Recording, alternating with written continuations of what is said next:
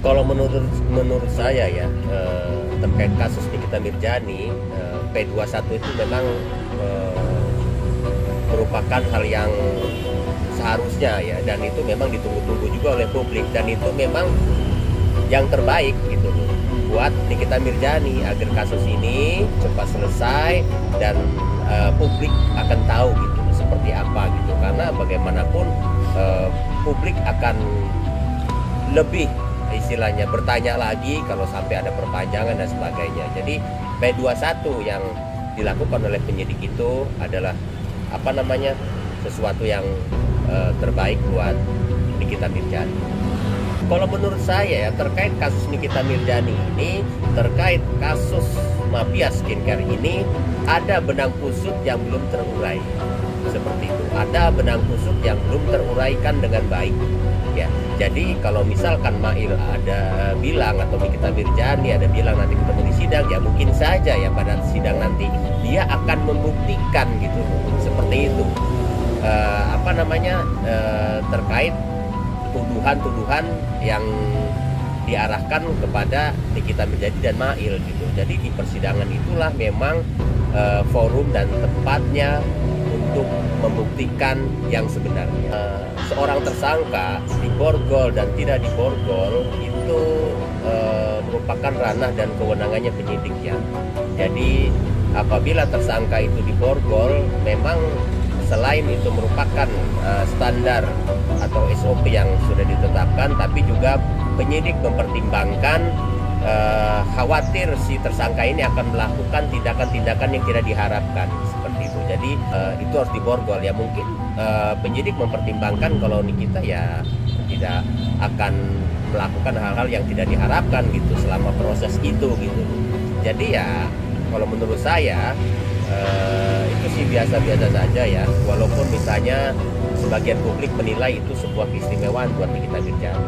Ya tidak ada sih. Kalau menurut saya apa yang dilakukan penyidik ya sudah sesuai prosedur yang dan kewenangan yang mereka miliki. Ya kalau saya tidak salah membaca dan mendengar ya bahwa Nikita itu ditetapkan atau dituduhkan atau disangkakan dengan 3 pasal ya. Yang pertama terkait pasal 27B ayat 2 ya Undang-Undang ITE ya, terkait publikasi yang merugikan pihak lain dan ancamannya sekitar 6 tahun ya. Yang kedua itu terkait pasal 368 ya, Kitab Undang-Undang Hukum Pidana berkaitan dengan pemerasan. Itu ancamannya sekitar 9 tahun, dan yang terakhir ini ya yang diduga terkait dengan tindak pidana pencucian uang yang ancamannya sampai 20 tahun penjara ya. Nah, itu nanti itu harus dibuktikan gitu loh. Ya.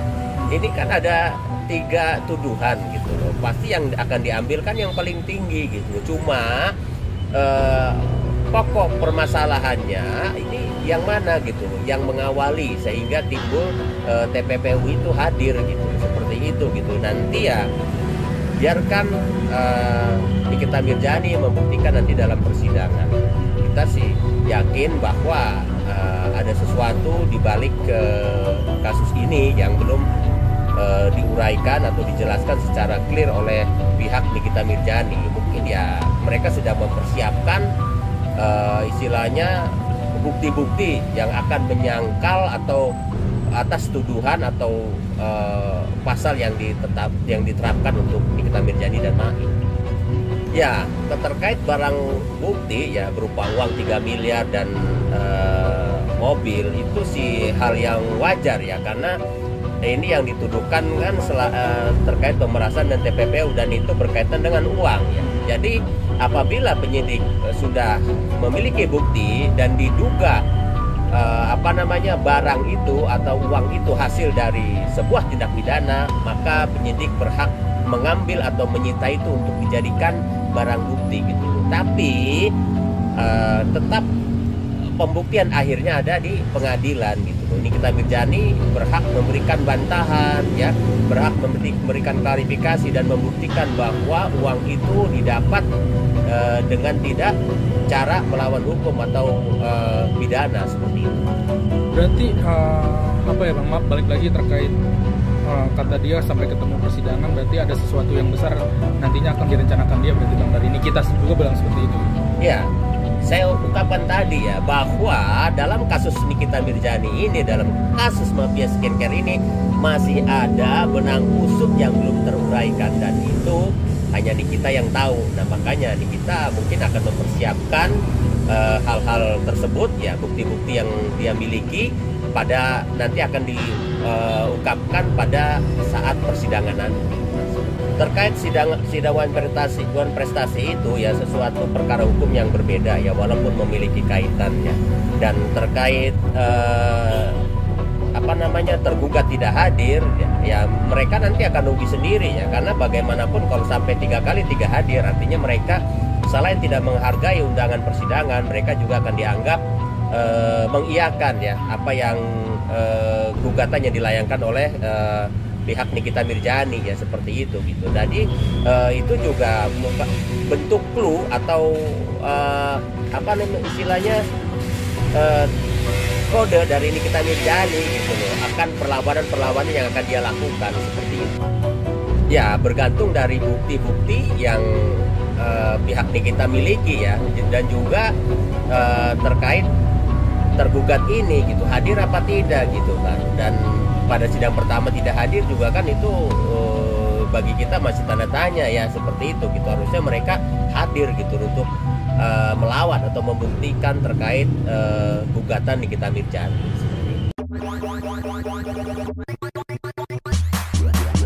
Yeah. Let me do that. Baru-baru ini, dunia hiburan kembali diguncang. Praktisi hukum ternama, Zainuddin, buka suara dan mengungkap bahwa Nikita Mirzani tengah menyiapkan kejutan besar dari balik tahanan. Apakah ini akan menjadi senjata pamungkas yang membuat Nikita terbebas? Atau justru berbalik arah dan menyeret sang pelapor ke balik jeruji? Simak ulasan lengkapnya, hanya di channel ini. Kasus yang menjerat artis sensasional Nikita Mirzani seolah belum menemukan titik akhir. Namun pernyataan terbaru dari praktisi hukum Zainuddin membuat publik semakin penasaran. Dalam wawancara eksklusif, Zainuddin menyebutkan bahwa tim kuasa hukum Nikita sedang mempersiapkan bukti baru yang tidak bisa dianggap enteng. Kami sedang menyiapkan sesuatu, ini bukan sekadar pembelaan biasa.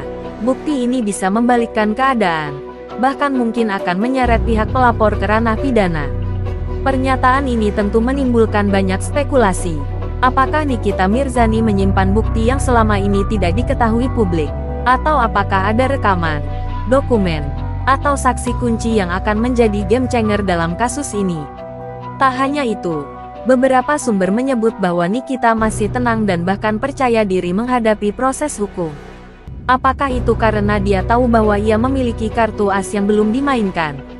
Jika bukti yang dimaksud benar-benar kuat, bukan tak mungkin Nikita akan dibebaskan lebih cepat.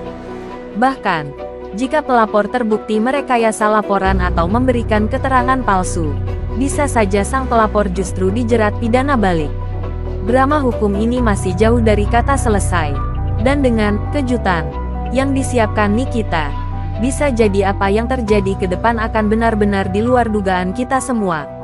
Bagaimana menurut kalian? Apakah Nikita akan bebas? Atau justru ini hanya strategi hukum semata? Tulis pendapat kalian di kolom komentar. Dan jangan lupa like, subscribe, dan aktifkan lonceng notifikasi agar tak ketinggalan kabar terbaru dari dunia hiburan.